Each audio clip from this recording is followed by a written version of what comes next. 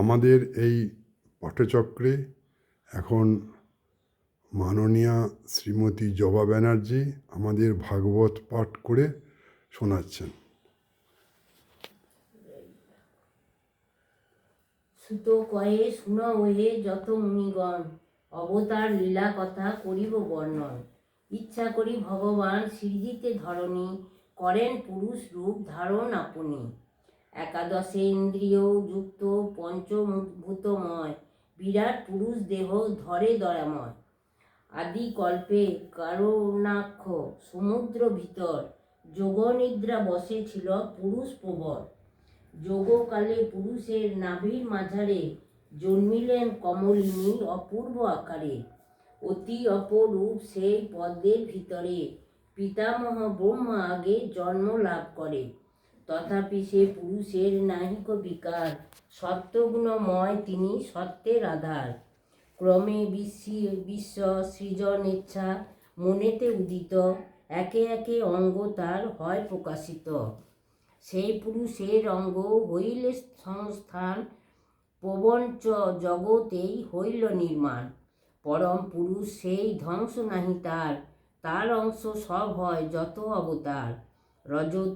রজতম এই দুই গুণের অতীত, বিশুদ্ধ সত্যেতে সেই রূপ বিরাজিত। সহস্র সহস্র কর চরণ নয়ন, সহস্র মুকুট শির সহস্রে শোভন। অতি অপরূপ জ্যোতির্ময় সে আকার, যোগী শুধু হেরে রূপ ধ্যানের মাঝারে। অপূর্ব সে রূপ ছটা কহে যোগীগণ, ভাষায় তাহার কথা না যায় বর্ণন। বাক্যে নাহি কহা যায় তার এক কণা, ত্রিভুবন মাঝে তার না মিলে তুলনা। এ বিরাট মূর্তি হয় বীজ সবাকার, ইহা হতে জন্ম হয় যত অবতার। পশু পক্ষী আদি জীব দেবতা মানব, ইহার অসাংশ হতে জন্মিয়াছে সব। প্রথমে ব্রাহ্মণ রূপে যার আগমন, সনত কুমার রূপে আবির্ভূত হন। সনকাদি চারি মূর্তি করিয়া গ্রহণ, সুকঠোর ব্রহ্মচর্য করে আচরণ। দ্বিতীয় ধারণ করি বরাহ আকার, জলমগ্ন ধরণীরে করেন উদ্ধার। তৃতীয় নারদ নামে হয়ে অবতার, জগতে বৈষ্ণব তন্ত্র করেন প্রচার। বৈষ্ণব তন্ত্রের গুণে যত নরগণ, কর্মভোগে মুক্ত হয়ে ত্যাজে ভুবন। নর নারায়ণ রূপে চতুর্থাবতারে, কর্মভাষা গর্ভে জন্ম তপস্বী আকারে। পঞ্চমতে সিদ্ধেশ্বর কপিল নামেতে, অবতীর্ণ হইলেন এই পৃথিবীতে। আসুরি নামেতে এক আছিল ব্রাহ্মণ, সাংখ্যতত্ত্ব তার কাছে করেন বর্ণন। ষষ্ঠ অবতারে তিনি দয়াত্রেয় হয়ে, পুত্ররূপে অবতীর্ণ অত্রির আলয়ে। অলর্ক ও প্রহ্লাদের সে সময়ে হরি, আত্মবিদ্যা শিক্ষাদান করে কৃপা করি। সপ্তমে আকুতি গর্ভে যজ্ঞ নাম ধরে, জন্মিলেন ভগবান মঙ্গলের তরে।